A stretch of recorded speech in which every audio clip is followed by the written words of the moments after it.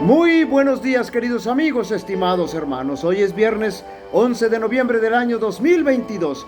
Vamos a tener la conclusión de la lección número 7 que hemos estudiado durante la semana y se ha titulado La victoria de Cristo sobre la muerte.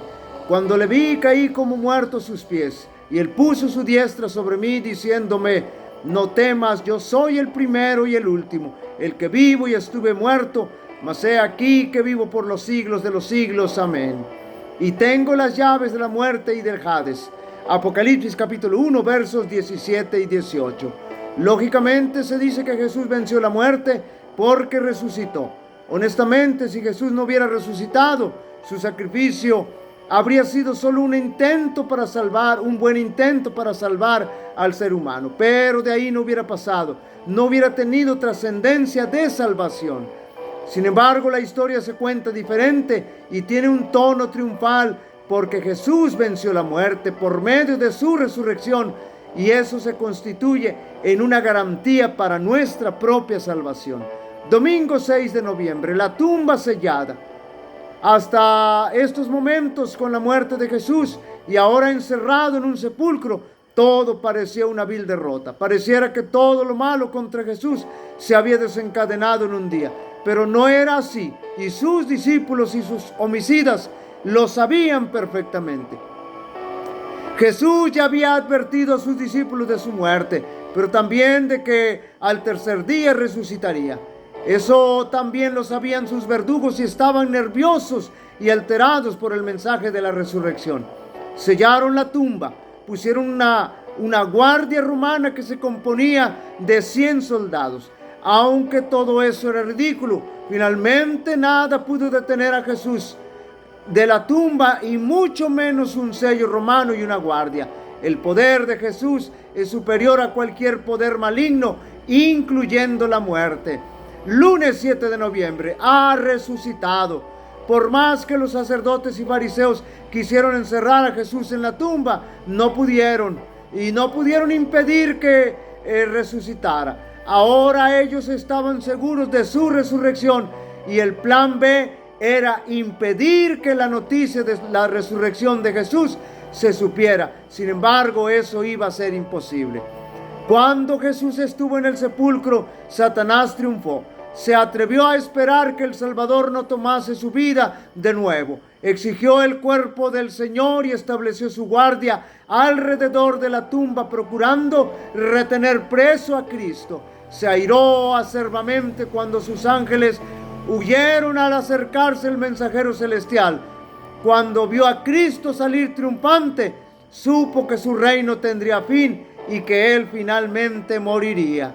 Jesús había resucitado y con ello vencido la muerte y a Satanás. Martes 8 de noviembre, muchos se levantaron con él. Así como era imposible retener a Jesús en la tumba, también era imposible esconder el gran acontecimiento de su resurrección. Y en ocasión de la resurrección de Jesús, muchos resucitaron con él. No sabemos cuántos ni quiénes, pero ellos dan testimonio de la veracidad del Evangelio y del poder del Señor. Ahora esos que resucitaron con Jesús se encuentran en los cielos alabando y glorificando su santo nombre. Durante su ministerio, Jesús había dado la vida a algunos muertos. Había resucitado al hijo de la viuda de Naín, a la hija del príncipe y a Lázaro, pero estos no fueron revestidos de inmortalidad. Después de haber sido resucitados, todavía estaban sujetos a la muerte. Pero los que salieron de la tumba en ocasión de la resurrección de Cristo fueron resucitados para vida eterna. Ascendieron con él como trofeo de su victoria sobre la muerte y el sepulcro. Estos entraron en la ciudad y aparecieron a muchos, declarando: Cristo ha resucitado de los muertos y nosotros hemos resucitado con él. Así fue inmortalizada la sagrada verdad de la resurrección. Miércoles 9 de noviembre, testigos del Cristo resucitado. Como decíamos, era prácticamente imposible ocultar la verdad de la resurrección de Jesús, porque existen muchas evidencias y muchos testigos oculares que ratificaron su resurrección. Fueron testigos las mujeres que le acompañaron en su crucifixión. Los discípulos también, incluyendo a Tomás, y dentro de los primeros 40 días de su resurrección, se le apareció a 500 personas. También el apóstol Pablo se consideraba testigo de su resurrección por la experiencia que tuvo camino a Damasco. Y también el mártir Esteban fue testigo porque antes de morir vio al Hijo del Hombre sentado a la derecha de Dios. No existe ningún motivo o razón para no aceptar el mensaje de la resurrección como un hecho y una verdad contundente. Creemos en un Cristo vivo y próximo a venir. Jueves 10 de noviembre, primicias de los que durmieron.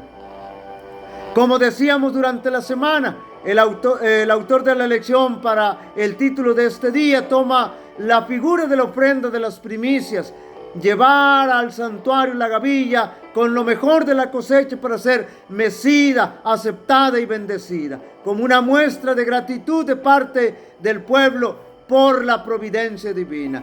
Jesús es primicia de los que durmieron, es decir, así como Jesús resucita glorificado, de igual manera todos los justos en Cristo resucitarán incorruptibles, glorificados y sin los vestigios o huellas de su sufrimiento, a excepción de Jesús, que conservará las cicatrices de su sufrimiento para que no nos olvidemos de su gran sacrificio. Al llamar a Cristo las primicias del griego apargé, Pablo utiliza una metáfora de la agricultura para indicar que seremos como Cristo, así como las primicias o la primera degustación de la cosecha madura muestran cómo será el resto de la cosecha para ese cultivo. Así, Cristo, como las primicias, muestra cómo será nuestro cuerpo resucitado cuando en la cosecha final de Dios nos resucite de entre los muertos y nos lleve ante su presencia para estudiar y meditar.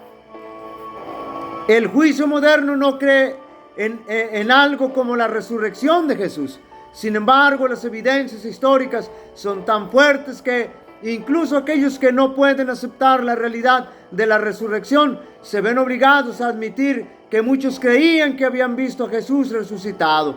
Por lo tanto, gran parte de la apologética en contra de la resurrección consiste en intentar explicar que pudo haber causado que todas estas personas diferentes creyeran que habían visto al Cristo resucitado. Algunos argumentan que todos los discípulos,